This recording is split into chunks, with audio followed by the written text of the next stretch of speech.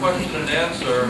For those of you that, how many people have ever seen Mr. Viñoly's website? Okay, you tune into the website and what do you see? You see sketching. So instead of traditional question and answer, my hope was that, and if we could coerce him into doing it, that he would actually give us a little demonstration of drawing tonight. So I'm going to welcome him over.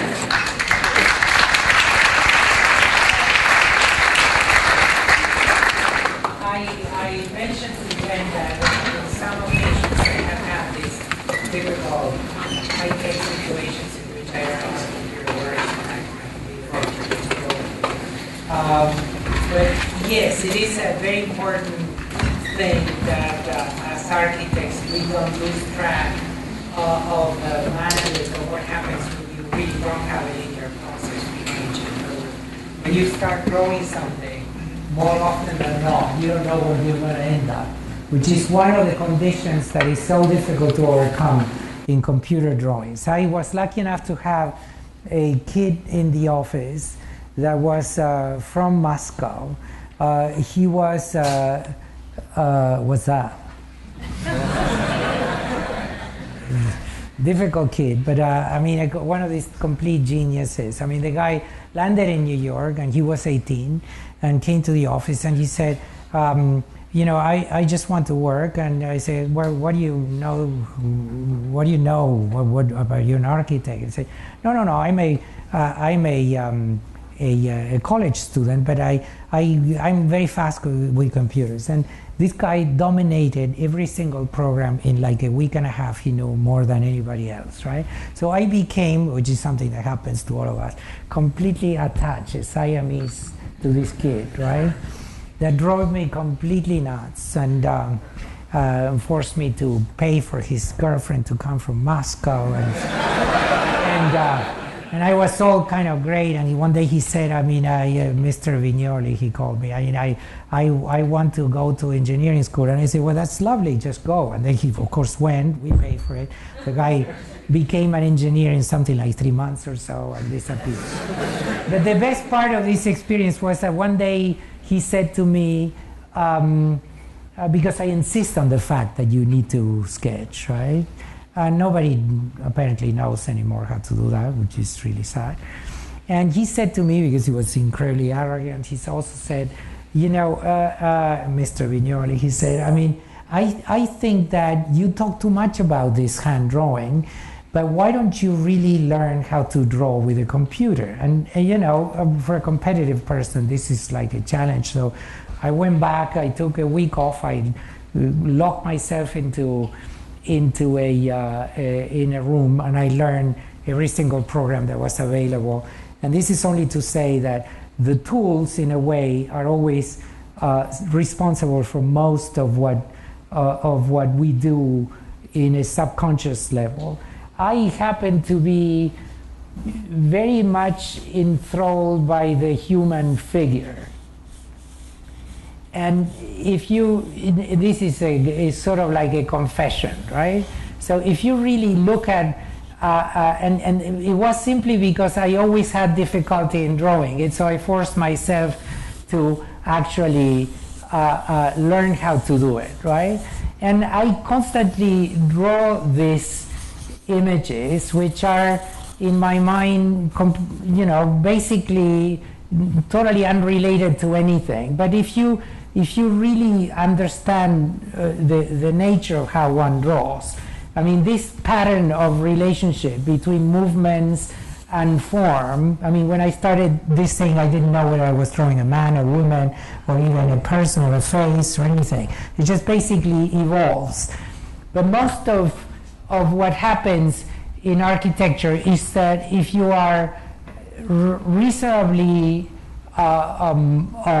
sort of interested in the discovery of the thing, because you know we all understand our processes as being very rational, and we all know that in reality the rationality, and one of the very few things that as a professional you learn, is that you plaster the rationality after you came up with something, right? you know, I've seen you all go to final reviews and having to write what you thought at the beginning of the project, so you know, you kind of make sense. But that process is important also in the generation of architectural forms. Say, for instance, this building that I just showed you, I mean, it's basically drawn in the same way in which I draw a person like this. So there is a certain facilities. I mean, if you remember Matthias Ungers, you know who he is, right? I mean, you guys know it because we're old, but I mean, maybe these people don't know it. You know, all his architecture was always a series of squares, right? And I had a person in the office once that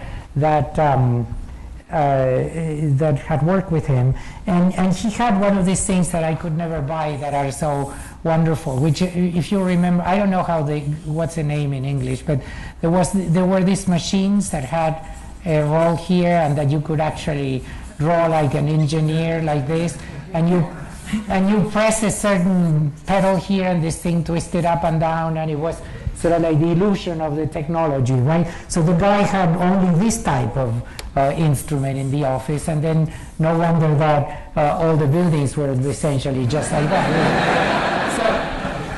So the problem is that when you really get into this sort of intimate dialogue with yourself, in which you really honestly have to admit that you don't know what you're doing, which is really a great step. I mean, you know, and if you have the honesty to say it, is simply because you've gone through enough moments in which people have realized that you have no idea what you're doing and probably fire you. And in some other cases, you filter through and things happen by this dialogue between you, and it has nothing to do with creativity, it has to do with the input of the hand trying to recall something, right? So Fenchurch, for instance, is a building that is like this, right? That I can draw, 26 million times, and that actually was generated by a diagram like this. In other words, you start by looking at the pattern of the streets in London, and you have a river here, which is, the sine qua non of rivers, so urban rivers, that somehow just by doing something like this, or generating the idea that you can actually, put a person looking down, right? So that there is a flexing of the building to actually, respect the river somehow, right? That somehow this notion, right? So the notion of the building becoming an observer, and I'm almost embarrassed to say these things, but I know that they are somewhere behind all of this. So if you completely cancel the ability of dealing with this type of input, architecture and any kind of sort of creative work in which you are basically trying to invent something, which is another category conceptually that has been gravely sort of demoted, which is, in reality, we are practically the only field in all designers, I mean, in which you really, your mission is to come up with something that didn't exist before. Even if you copy something, it did not exist before, and that relationship between an idea and the manifestation of it is completely fundamental. That's the reason why I think that in drawing form, which is something that I was this afternoon trying to solve a problem which I know that I had drawn completely in Rhino, which is something that is an extraordinary tool. I mean, I use it almost as sketching. I mean, I have been able to kind of master it in a way in which the rules, are not, I can punch dimensions and all that, but it is more like kind of schematic. But knowing that the building is a very simple building in a very difficult site, that has essentially two planes, one full of classrooms, and this one here that has 28 different classrooms, and the faculty members are located into the only, this is controlled both in height and regulation by the city. So the only thing I did was to say, which I still think that if I would have sketched this thing by hand, it would have been the same, because the offices are all with windows, right? So, and you count the perimeter of the site and double it because it's double loaded, and that's where the 620 offices fit, and there's no other way of doing it other than breaking this thing in three. But all of this is analysis on the geometric character of it. So it fits in here, it wouldn't fit in any other form, and the platform of classrooms, which is in here, has a plan which is very simple, that has a central area where the larger classrooms are, and then all the other classrooms are in the perimeter. So there is a skylight around this thing, there is a 500-seater in the center, there's a 250 and some other rooms in here. And this is what fits in the site, as long as you keep this notion that the horizontal distribution is better than the vertical one for interaction and ease of use. The problem that I had this afternoon is that I am convinced that unless I throw the computer somewhere and go back and do something with this stuff, which is in between, which is all the things that you would call designable, right? The library, the cafeteria, the, all of these things. But these things cannot follow this geometry. They shouldn't follow this geometry because these two things are nothing other than planar planning spaces, right? So you create light and air around the central core, provide the amount of development for the office layout, and pack the classrooms underneath, and then you have to have a building here, right? And I didn't know how to do it until I basically left the computer next to in the desk that Glenn gave me and started drawing things that actually allow me to see that probably what I needed to do was to have some kind of asymmetrical, this is in South Carolina, and the state tree is a palmetto, which is a palm tree, right?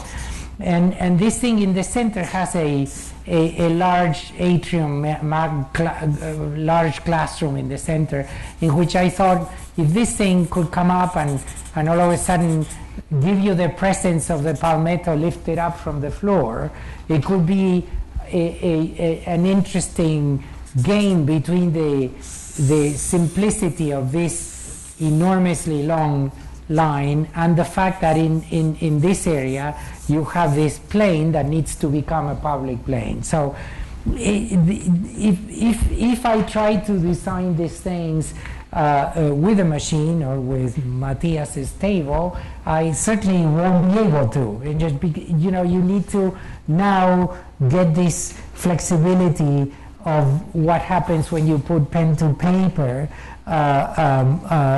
which is conducted by two interrelated processes. One is experience, right? I mean, how to read your own scribbles, right?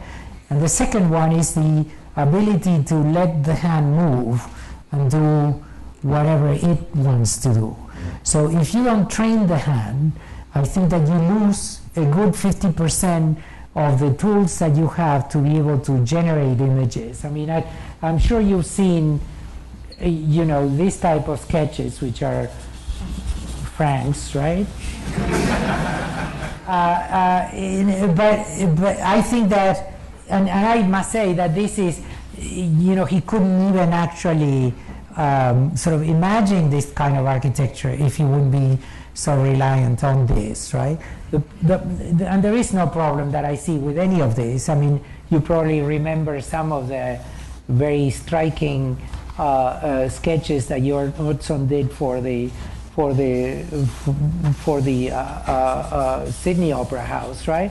So these are things that you cannot imagine being produced if they didn't have this type of input. My take on this is that if you can combine this thing with the computer, and if you can use them both at the same time, but with the same degree of freedom, that is to say, you have to use this thing not to verify, because the unbelievable virtue of this tool is that is precisely its own limitation, because you're completely constricted by this question of punching numbers in it, right? Now, if you create your own sense of scale, and if you work directly with a site which is built in the computer three-dimensionally, the time that it takes to make the adjustments that otherwise, as when I started, 35, 40 years ago, to go from here to a reliable plan in which I was convinced of dimensions, areas, and so on, it took an average of probably a month and a half, 2 months, and now you can do it in 5 minutes. And for people of my age, that's a good performance. Yeah. Well, you not only packed the house, but you kept him here for nearly 2 hours. Is that right? Sorry. Thank you very much.